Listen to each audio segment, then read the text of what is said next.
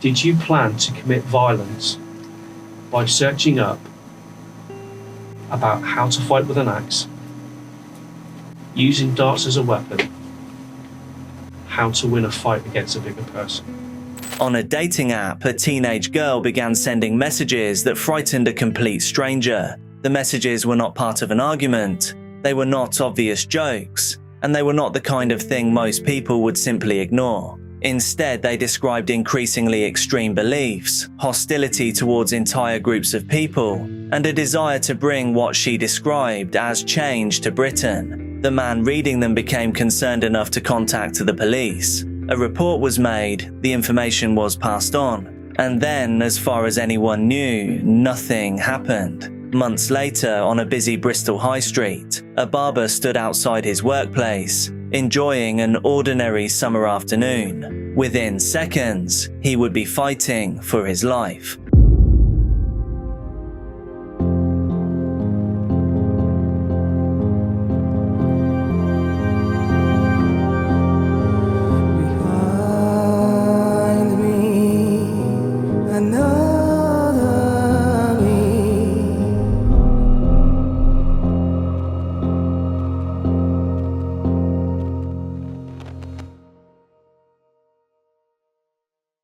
On August 2nd, 2025, 27-year-old Mohammed Mahmoudi was standing outside the barbershop where he worked, on East Street in Bedminster, Bristol. It was around 1:30 in the afternoon, and the area was busy with shoppers, customers, and passing traffic. Nothing appeared unusual. Nearby police officers were carrying out routine patrols, and local businesses were operating as normal. At the same time, 18-year-old Alina Burns was making her way towards East Street, carrying several weapons, including a scalpel and an axe. As Mohammed stood talking with a friend outside the shop, Burns approached him from behind. She swung the axe towards the back of his neck without warning. At almost the last possible moment, Mohammed moved. The strike connected, but not in the way Burns intended. As he turned towards his attacker, she attempted to continue the attack. Despite the shock of what had just happened,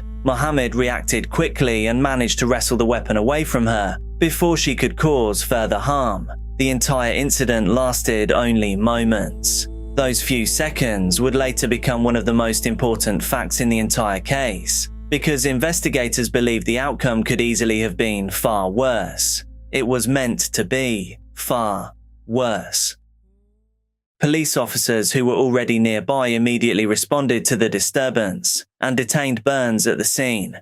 When they searched her, they discovered she was carrying not only the axe, but also a scalpel and 2 darts. Initially, investigators were left with a baffling question. Why would an 18-year-old woman attack a complete stranger in broad daylight, on a busy street, with multiple weapons in her possession? There appeared to be no personal connection between the two.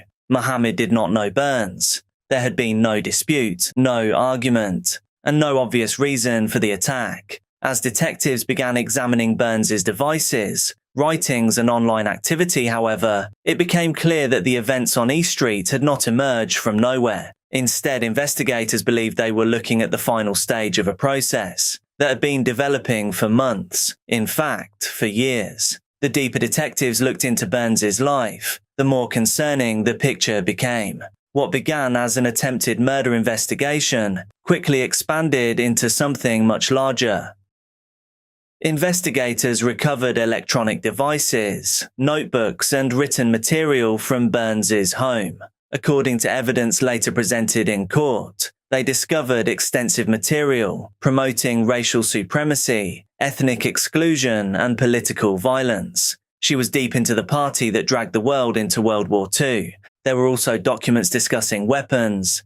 There were writings expressing hostility towards various communities. Detectives also found evidence that she had spent months researching attacks, weapons, and methods of carrying out violence. Some searches focused specifically on axes. Others appeared to examine how somebody physically smaller than their intended target might still be able to overpower them. These discoveries point at preparation rather than spontaneity. The attack outside the barbershop did not appear to be a sudden decision, not one made in the heat of the moment. Instead, investigators believed it had been preceded by months of increasingly extreme thinking. One document would become particularly important. An email titled "The Dawn of Civil War" appeared to outline a worldview in which violence was viewed as a legitimate tool for creating political and social change. Other messages revealed increasingly alarming language and grandiose statements about her role in future events. By this stage, investigators believed they understood what had happened. What they did not yet understand was why nobody had intervened earlier, because buried within the evidence was proof that concerns about Burns had already been reported months before the attack ever took place. Did you plan to commit violence by searching up about how to fight with an axe, using darts as a weapon, how to win a fight against a bigger person? Those searches were found on those devices. Did you make those searches? Did you write an email to yourself called "The Dawn of Civil War" as your manifesto or justification as to why you planned and carried out an attack and what you hoped to achieve?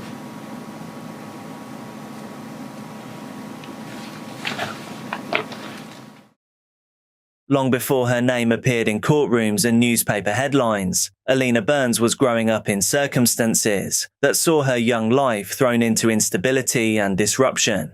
During her childhood, her family became caught in a prolonged housing dispute after their home was no longer suitable to live in. For years, the family moved between temporary accommodation and hotel rooms, while responsibility for housing them was argued between local authorities. The situation became so serious that the local government ombudsman later concluded the family had suffered a substantial injustice. For a child, it meant years without normal stability. Routine became difficult. Long-term friendships became almost impossible to maintain, and ordinary family life became increasingly complicated. Burns's parents, both teachers, attempted to educate their children while living in temporary accommodation. Eventually, the family secured permanent housing in Bristol, but the disruption had already lasted for years. When Burns later returned to mainstream education, the transition was not straightforward. According to evidence presented in court, she eventually stopped attending school altogether at around 14 years old. From that point onward, she became increasingly isolated. Her defense team later described the following years as a gradual withdrawal from normal social life. Again, investigators and the court were careful not to treat this as an excuse. Many people experience hardship. Many people struggle with isolation. Many people face difficult childhood circumstances. The overwhelming majority never pick up an axe and swing it, nor join extremist movements. Nevertheless, detectives believe those years helped explain part of the environment in which Burns spent her teenage years. As she became more isolated, she appears to have spent increasing amounts of time online. That was where investigators later discovered evidence of growing involvement with extremist communities, extremist material, and increasingly radical beliefs. Over time, those beliefs appear to have become more extreme. Then they became more personal. Then they became action. By the summer of 2025, investigators believed Burns had moved beyond consuming extremist content and had begun preparing to act upon it. Months before the attack on East Street, somebody had already raised the alarm. The warning did not come from a family member. It did not come from a teacher, because Alina had dropped out years earlier. In fact, it did not even come from somebody who knew Burns personally. Instead, it came from a man she had been speaking to on a dating app. According to evidence later presented in court, Burns began expressing increasingly extreme views during their conversations. She spoke about bringing change to Britain through methods she could not openly discuss. She made comments that promoted violence against entire groups of people, and she appeared to be moving far beyond simply expressing controversial opinions. The man reading the messages became concerned enough to contact the police. From his perspective, the messages crossed a line. They suggested somebody who was becoming increasingly radicalized and increasingly comfortable talking about violence. Imagine thinking you were going to hook up, but they just wanted to say some mad, nasty shit to you. A report was submitted, the information entered the system, and then nothing obvious happened. At the time, nobody could really know that the 18-year-old girl sending those messages would later be arrested for attempting to murder a stranger. It was only after the attack that investigators revisited the earlier report. Counter-terrorism officers later acknowledged that the warning should have been handled differently. They explained that police receive enormous numbers of reports every year, many of which ultimately lead nowhere. Determining which concerns represent genuine threats is often difficult. Resources are limited. Risk assessments are not perfect. But in this case, investigators accepted that opportunities had been missed. That admission created an uncomfortable question. Could the attack have been prevented? The honest answer is that nobody knows. It is impossible to say with certainty what might have happened if intervention had occurred months earlier. Perhaps nothing would have changed. What investigators could say was that the warning signs, the messages, the digital footprint, they all already existed, and somebody had recognized them. Everything that we've seen leads us to believe that this was purely self-radicalization online, so no real life contact with other individuals with a terrorist mindset. Unfortunately, this is a theme that we are seeing more and more in counter-terrorism policing, but also in policing more widely, that particularly younger people are finding themselves lonely and isolated, and they are exploring the internet and unfortunately finding very dark corners of the internet where they are able to consume large quantities of disturbing and sometimes terrorist material. We actually had officers on patrol quite close to this incident, so being visible and present in our communities. And then around general neighbourhood engagement, as well as Operation Servitor, which serves particularly around counter-terrorism. So we're able to deploy a number of officers to a location, very concentrated, to actually look out for behavioural signs of individuals behaving in a way which would be causing us concern. So we could actually have that overt uniform present in an area for a particular amount of time to try and disrupt some of this activity. By the time Alina Burns appeared before the courts, there was very little disagreement about what had happened. Witnesses had seen the attack. Police officers had arrived almost immediately. The weapons had been recovered, and Burns had already admitted responsibility.